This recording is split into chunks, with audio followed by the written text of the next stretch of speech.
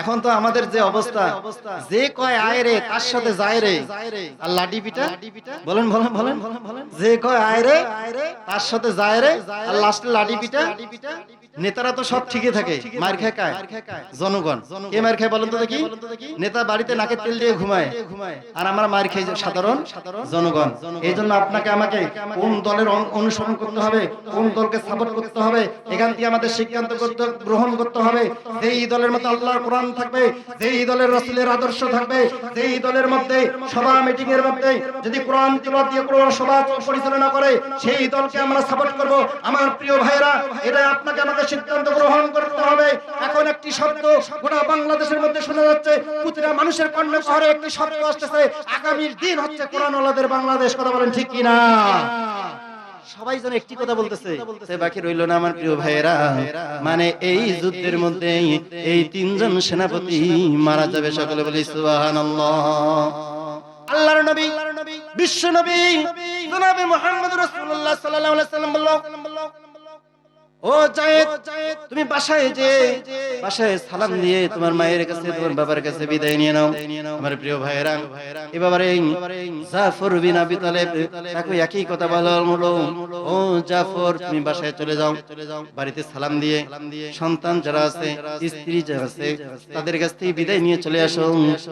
এবারে যায়েদ বলল, ইয়া রাসূলুল্লাহ, ইয়া হাবিবাল্লাহ, আপনি তো আমার পিতা, সুতরাং এখান থেকে আমার মা আয়েশা রাদিয়াল্লাহু তাআলা আনহা সবাই শুনতে পেরেছে, সুতরাং আমার আর বাড়ি যাওয়ার কোনো প্রয়োজন নাই, আমি বাড়ি যাব না। সুতরাং এই জায়গা থেকে আমি যুদ্ধের ময়দানে যাইতে চাই। সকলে বলি সুবহানাল্লাহ।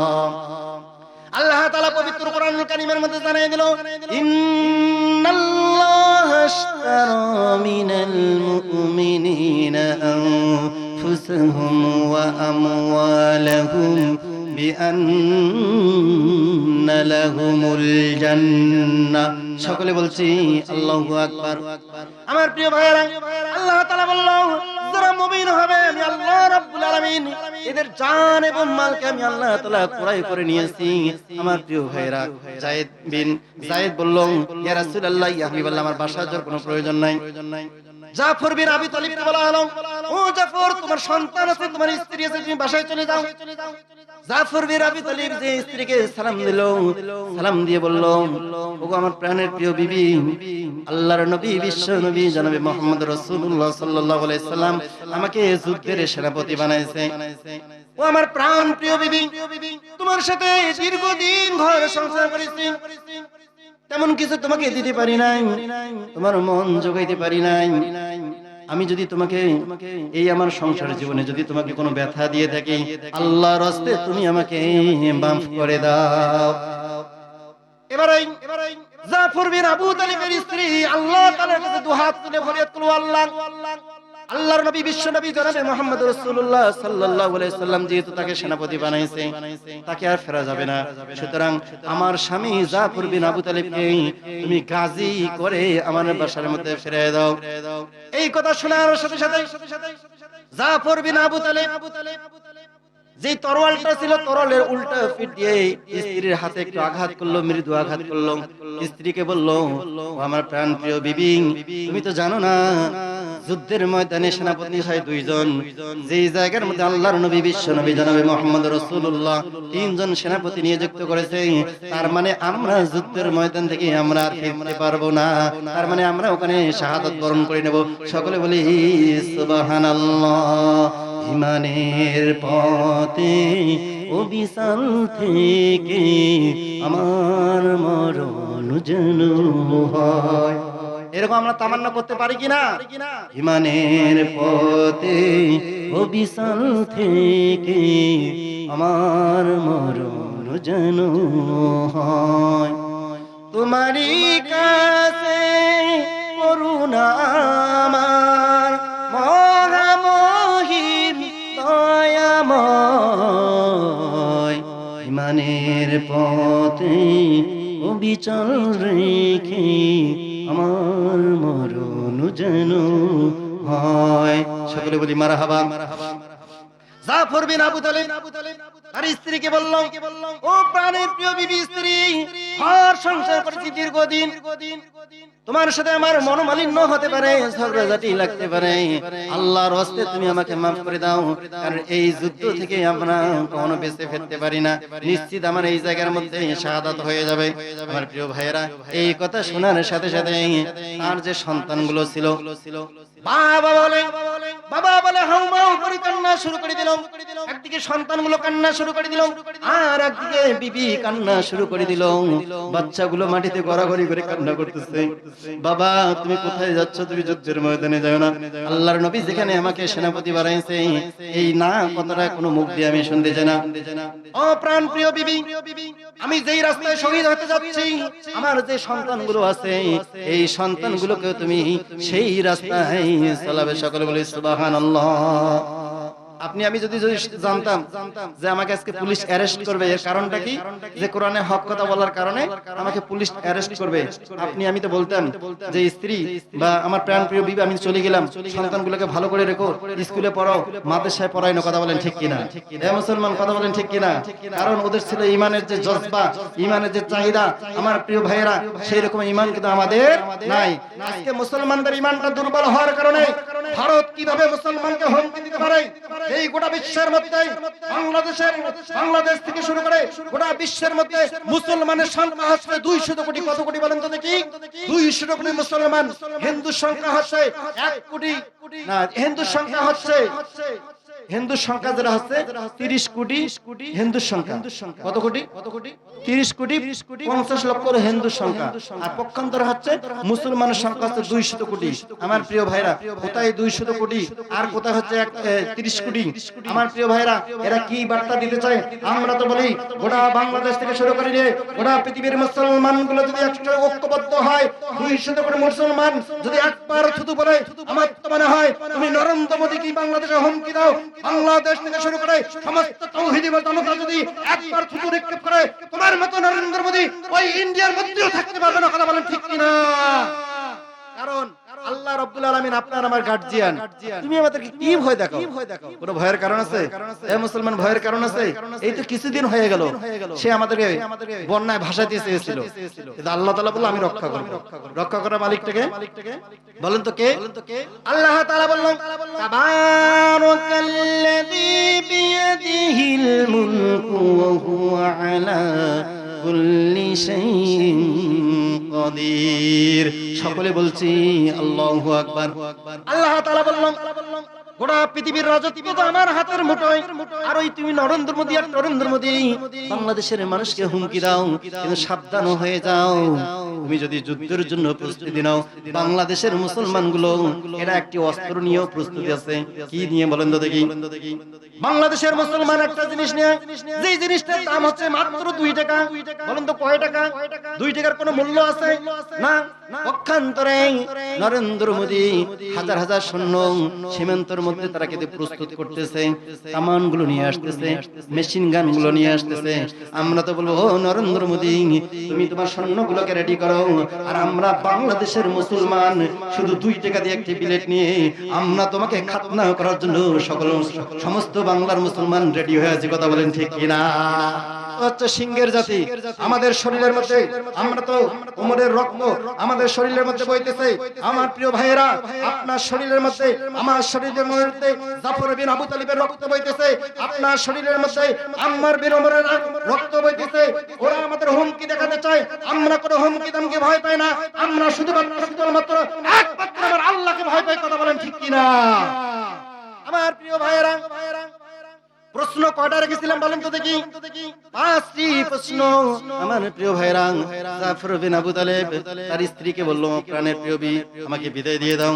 এবারে যখন বিদায়ের পালা শুরু হয়ে গেল, স্ত্রীকে বলল, বিবি আমার সন্তানগুলোকে আমি যে রাস্তায় যাচ্ছি সেই রাস্তায় পরিচালিত করিও। আমি জানি এই যুদ্ধের ময়দান থেকে আমি বেঁচে ফিরতে পারবো না, সুতরাং আল্লাহর কাছে কোনো দোয়া করার দরকার নাই, তোমার আমার দেখা হবে জান্নাতের মধ্যে। সকলে বলি সুবহানাল্লাহ। ঠিক একই কথাই বাংলাদেশে কোরআনের পাখিটা একই কথা বলছিল। আল্লাহর কোরআন দিয়ে রাস্তায় মুখোমুখি এটা বলছিল, কি বলে নাই বলেন তো দেখি? এটা বলছিল আল্লাহ রাব্বুল আলামিন পবিত্র কোরআনুল কারীমের মধ্যে জানায় দিল, ওয়ালা تحسبن الذين قتلوا في سبيل الله أمواتا بل أحياء عند ربهم يرزقون সকলে বলছি আল্লাহু আকবার। আল্লাহ রাব্বুল আলামিন তিনি বললেন যারা কোরআনের রাজ কায়েম করতে গিয়ে তারা যদি মৃত্যু বরণ করে, তারা যদি শাহাদাত বরণ করে, এই মানুষগুলোকে তোমার মৃত্যু বরণ বলিও না। এই মানুষগুলো আল্লাহর কোরআনের রাজ কায়েম করার জন্য তারা বলো এরা শহীদ হয়ে গেছে। কি হয়ে গেছে বলেন তো দেখি? শহীদ হয়ে গেছিল। তার মানে আল্লাহর কোরআনের পাখি, এই পাখিটাও কিন্তু জালিমদের কারাগারে 1 বছর নয় 2 বছর নয় 13টি বছর আল্লাহর এই জালিমের কারাগারের মধ্যে বন্দী হয়ে আল্লাহর বান্দা বাতিলের কাছে পরাজয় স্বীকার না করে তারা এসে শহীদ হয়ে আল্লাহর ডাকে সাড়া দিয়ে চলে গেছে। কথা বলেন ঠিক কিনা? আল্লামা সাইদি তুমি মরনি, শহীদ হয়েছো তুমি এটাই জানি। কথা বলেন ঠিক কিনা? এ মুসলমান কথা বলেন ঠিক কিনা? এই কোরআনের পাখিটাকে 13টি বছর কারাগারের মধ্যে আবদ্ধ করে ভ্যাকসিনের নাটক সাজিয়ে তাকে মৃত্যুদণ্ড দিয়ে তোমরা যদি মনে করো বাংলার জমিনে কোরআনের হক কথা বলার মতো আর কোন একজন মানুষ থাকবে না, তোমরা ভুল করবে। তোমরা সিদ্ধান্ত করো এক আল্লামা সাইদি বাংলার জমিন থেকে বিদায় নেবে, হাজার হাজার কোরআনের পাখি বাংলার জমিনে জন্ম হবে। কথা বলেন ঠিক কিনা? তোমরা তো চেয়েছিলে কোরআনের মাহফিলগুলো স্থাপিত করে দেওয়ার জন্য, কিন্তু তুমি আজকে তাকিয়ে দেখো বাংলাদেশের আনাচে কানাচে সব জায়গায় কোরআনের মাহফিল হচ্ছে কি হচ্ছে না? ভাই বলেন তো দেখি। একদিনে সাংবাদিকরা জরিপ করে দেখে এক রাতে 1500 মাহফিল হয়। কত মাহফিল? 1500 তাফসীর মাহফিল প্রতি রাতে হয়। আগে হয়েছিল 900, এখন হয় 1500। বাড়ছে না কমছে? তার মানে এই তাফসীর মাহফিল দেখি অনেক মানুষের সহ্য হয় না। আমি তো বলি যে এই তাফসীর মাহফিল এই জনগণের গণজোয়ারের কারণটা হচ্ছে আগামী দিন হচ্ছে আলেম ওলামাদের দিন, আগামী দিন হচ্ছে কোরআন ওয়ালাদের দিন, আগামী দিন হবে টুপি ওয়ালাদের দিন, আগামী দিন হবে আল্লাহর কোরআন দিয়ে রাষ্ট্র পরিচালনা করার দিন। কথা বলেন ঠিক কিনা? আমরা দেখেছি বিশ্বের শাসক বঙ্গবন্ধুর ভাষণ, জিয়া খুলেছে কান। জিয়া কি করেছে বলতে দেখি? খাল খুঁড়ে চায়নার আবারটা নিয়ে আসে নাই? তাহলে বিশ্বের শাসক বঙ্গবন্ধুর ভাষণ, জিয়া খুলেছে খাল, ফখরুদ্দিন আমরুদ্দিন যতই ছিল এগুলো সব ঘোরার দিন, এদেরকে সব দেখা শেষ। আগামী দিন হচ্ছে কোরআন ওয়ালাদের বাংলাদেশ। কথা বলেন ঠিক কিনা? কোরআনের পক্ষে থাকতে রাজি আছেন কিনা? কারা কারা আল্লাহর কোরআন দিয়ে রাষ্ট্র পরিচালনা হয়? কারা কারা চান? হাত তুলে আল্লাহ তাআলাকে দেখান। লিল্লাহি তাকবীর, নারায়ে তাকবীর। হাত নামাবেন না। আল্লাহ রাব্বুল আলামিন এই মুহূর্তে আপনাকে আমাকে ভিডিও করতেছে। নারায়ে তাকবীর। হাত নামান আমার প্রিয় ভাইরা। জাফর বিন আবু তালিব সন্তানের কাছ থেকে বিদায় নিলাম, স্ত্রীর কাছ থেকে বিদায় নিয়ে তারা একে একে যুদ্ধের ময়দানে রওনা দিল। আমার প্রিয় ভাইরা, রাসূল সাল্লাল্লাহু আলাইহি সাল্লাম বলেছে যখন যায়েদ যুদ্ধের সেনাপতিত্ব করবে, সেনাপতি করতে গিয়ে যায়েদ যদি শহীদ হয়ে যায়, এই তরবারিটা দ্বিতীয় যে ধরবে তার নাম হচ্ছে জাফর বিন আবু তালিব। কি বলেন তো দেখি? জাফর বিন আবু তালিব। আমার প্রিয় ভাইরা, যায়েদ যুদ্ধ করতে গিয়ে হাজার হাজার কাফেরগুলোকে তারা কি করলো? যায়েদ শহীদ করে জাহান্নামের মধ্যে দিয়ে দিল। আমার প্রিয় ভাইরা, নিজে শহীদ হয়ে গেল, আর যারা নাফরমান ছিল এদেরকে কচু কাটা করে আল্লাহর জাহান্নামের মধ্যে পাঠিয়ে দিয়ে সে নিজেও শহীদ হয়ে গেল। আমার প্রিয় ভাইরা, পক্ষান্তরে দেখতে যায় সেনাপতির দায়িত্ব কে পালন করবে? দ্বিতীয় নাম্বার হচ্ছে জাফর বিন আবু তালিব।